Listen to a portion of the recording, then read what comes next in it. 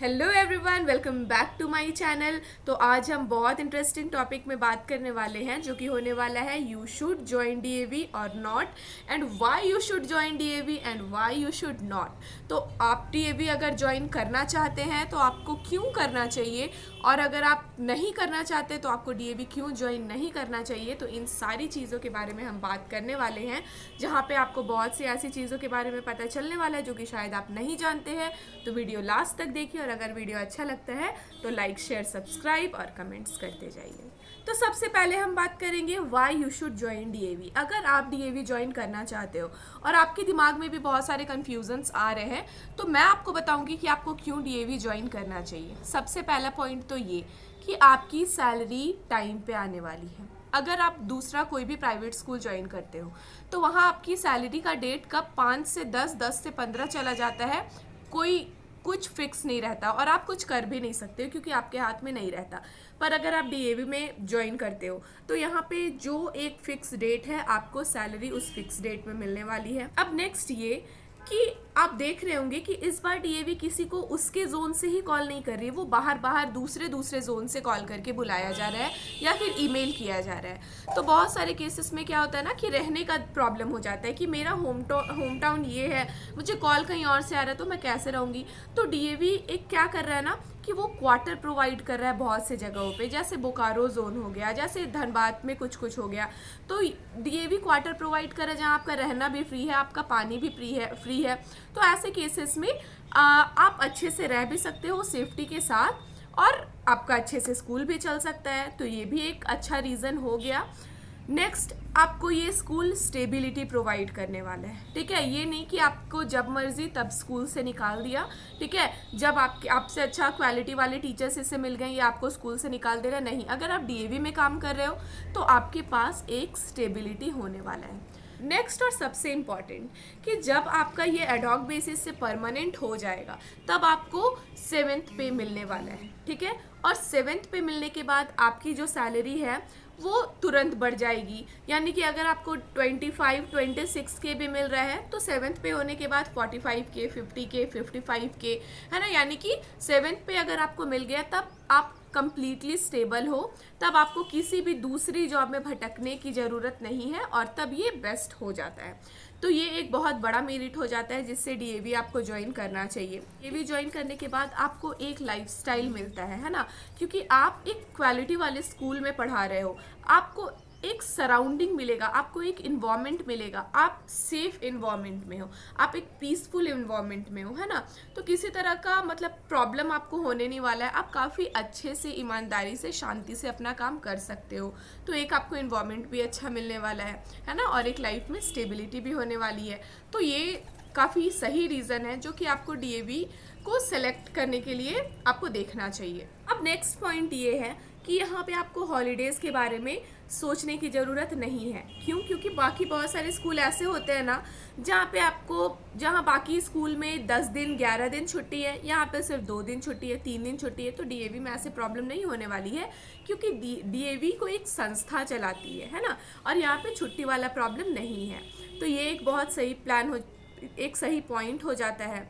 उसके बाद नेक्स्ट आपका पॉइंट हो गया कि अगर आप डीएवी में पढ़ा रहे हो और उसके बाद आप कहीं और ज्वाइन करने का सोचते हो, तो डीएवी का एक्सपीरियंस आपके लिए बहुत मैटर करता है। क्योंकि आप इसके बाद अगर कहीं दूसरी जगह पे अप्लाई करते हो और वहाँ पे आप दिखाते हो कि आपने डीएवी में पढ़ाया हुआ है, तो ये एक्सपीरियंस जो है ना वो दूसरे जगह पे बहुत ज़्यादा मैटर करने वाला है। ठीक है, तो ये सारे पॉइंट्स हो गए। डीएवी जो है वो एक ब्रांड है, एक संस्था है। इसके कुछ अपने खुद के रूल्स एंड रेगुलेशंस हैं। यहाँ पे हर एक टीचर को इक्वली ट्रीट किया जाएगा। दूसरे स्कूल के जैसा नहीं है कि हाँ वो उनका बहुत अच्छा बनता है तो फिर उन्हें बहुत अच्छा स्पेशल ट्रीटमेंट दिया जा रहा है, वो लोग बहुत पुराने हैं तो उनके साथ बहुत अच्छा ट्रीट किया जा रहा है। ऐसा कुछ नहीं है डीएवी में। यहाँ पे ईच एंड एवरी टीचर, सबके साथ इक्वल ट्रीटमेंट किया जाता है। ठीक है, तो ये कुछ पॉइंट्स हो गए जो मेरे अकॉर्डिंग अगर आप ज्वाइन करने चाहते हो तो आपके लिए बहुत हेल्पफुल हो सकता है। तो नेक्स्ट अब हम स्विच करने वाले हैं कि क्यों आपको डीएवी नहीं ज्वाइन करना चाहिए। ठीक है, तो चलिए स्टार्ट करते हैं। तो सबसे पहला पॉइंट कि क्यों आपको डीएवी नहीं ज्वाइन करना चाहिए वो ये है कि डीएवी स्टार्टिंग में आपको एडहॉक बेसिस पे रखेगा, यानी कि आप टेम्प्रोरी होने वाले हो। और ये टेम्प्रोरी से परमानेंट कब होगा इसका कोई आइडिया नहीं है कि ये 1 साल लेने वाला है, 2 साल लेने वाला है या 3 साल में परमानेंट करेगा, इसका कोई आइडिया नहीं है। ठीक है, तो इस वजह से भी ये एक रीज़न हो सकता है कि आप जॉब कर रहे हो, आप काम कर रहे हो, उसके बाद आपको पता चलता है कि आप कब तक परमानेंट आपको कर ही नहीं रहा है, तो ये एक रीज़न हो सकता है। और देखा जाए तो ये सीबीटी भी इधर कुछ साल से ही स्टार्ट किया जा रहा है ना, स्टार्ट किया गया है, तो वहाँ के जो पुराने टीचर्स हैं उनको भी कोई खास आइडिया नहीं है कि एडहॉक से परमानेंट करने में मतलब क्या टाइम ड्यूरेशन है, कब वो लोग परमानेंट करते हैं।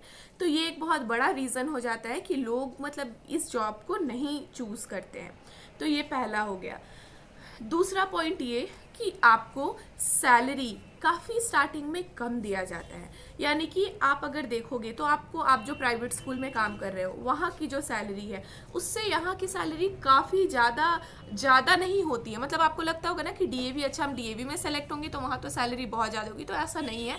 स्टार्टिंग में आपको 22, 23, 25 के इतना ही मिलने वाला है। लेकिन हाँ, जैसा कि मैंने आपको पहले भी बताया कि परमानेंट होने के बाद अगर आपका 7th पे होता है तो फिर आपका सैलरी तुरंत में बढ़ के 45-50 के चला जाएगा। ठीक है, तो ये एक प्रॉब्लम है कि स्टार्टिंग के कुछ साल आप बहुत स्ट्रगल करने वाले हो। ठीक है, आपकी सैलरी भी थोड़ी कम होने वाली है। अब नेक्स्ट है कि ऐसा बहुत बार सुनने को मिलता है कि अगर आप डीएवी में न्यूली ज्वाइन किए हो और आप एडहॉक बेसिस पे हो तो आप पे वर्कलोड काफ़ी ज़्यादा आ जाता है as compare to permanent teachers. जो परमानेंट है उनसे कंपेयर करने पे आप बहुत ज़्यादा वर्कलोड में रहोगे और आप किसी भी काम से भाग नहीं सकते हो अगर आपको अपनी जॉब परमानेंट करवानी है तो। ठीक है, आपको अपनी जॉब जो है वो एकदम ऑनेस्टी के साथ अच्छे से करना पड़ेगा, ये हो जाता है। दूसरा, आप को खुद के होम टाउन में नहीं मिलने वाला है, क्योंकि डीएवी इस बार से क्या कर रहा है ना कि वो अलग अलग जोन से बुला रहा है। तो आप अगर इस जोन के हो तो आप जोन सी से हो तो आपको zone A, zone F, zone E, अलग अलग जोन से अलग अलग डिस्ट्रिक्ट से बुलाया जाएगा। तो आपको वहाँ जा करके रहना, किस जगह पे आप रह रहे हो, अगर क्वार्टर नहीं मिल रहा है, मोस्ट ऑफ द केसेस में नहीं मिलता है, तो आप क्वार्टर नहीं मिल रहा है तो आप वहाँ पे कैसे स्टे करने वाले हो, रहना, खाना, ये सारी प्रॉब्लम्स आ जाती है। स्टार्टिंग में सैलरी भी बहुत कम रहती है ना, तो थोड़ा रहने में प्रॉब्लम आता है, तो ये एक थोड़ा प्रॉब्लम हो जाता है। नेक्स्ट, बहुत सारे लोगों को लगता है कि अगर डीएवी ज्वाइन कर लेंगे तो ट्रांसफ़र हो जाएगा, तो नहीं।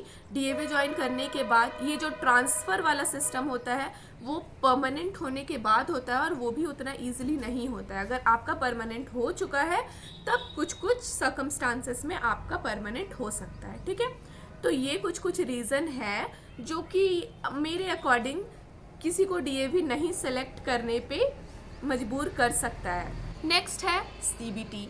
ठीक है, कि अगर आप एक बार ज्वाइन कर लेते हो तो ज़रूरी नहीं है कि उसके बाद आप कुछ साल के बाद परमानेंट हो जाओगे, नहीं। उसके बाद आपको या तो पर ईयर सीबीटी क्वालिफाई करना पड़ेगा या फिर 2 से 3 साल के बाद फिर से सीबीटी क्वालिफाई करना पड़ता है ताकि आप वहाँ पे कंटिन्यू कर सको। ठीक है, तो नेक्स्ट है कि यहाँ पे वही है, सैलरी स्टार्टिंग में बहुत कम रहने वाली है। लेकिन मैं ये भी आपको बता देना चाहूँगी कि अगर एक बार आपका सिलेक्शन हो जाता है और आप परमानेंट हो जाते हो तो ये बेस्ट है, क्योंकि इसमें आपको गवर्नमेंट पे स्केल मिलने वाला है जो कि काफ़ी सही होता है। फिर आपको दूसरे गवर्नमेंट जॉब के लिए भटकने की ज़रूरत नहीं है, यहाँ की इन्वायरमेंट भी आपको काफ़ी सही मिलने वाली है, आप स्टेबल हो जाने वाले हो। तो ये था आज का वीडियो। अगर आपको अच्छा लगे तो वीडियो लाइक, शेयर, सब्सक्राइब कर दीजिए मेरा चैनल, और अपने फ्रेंड्स तक भी ये वीडियो शेयर करिए। और कोई कन्फ्यूज़न है तो आप कमेंट करके पूछ सकते हैं।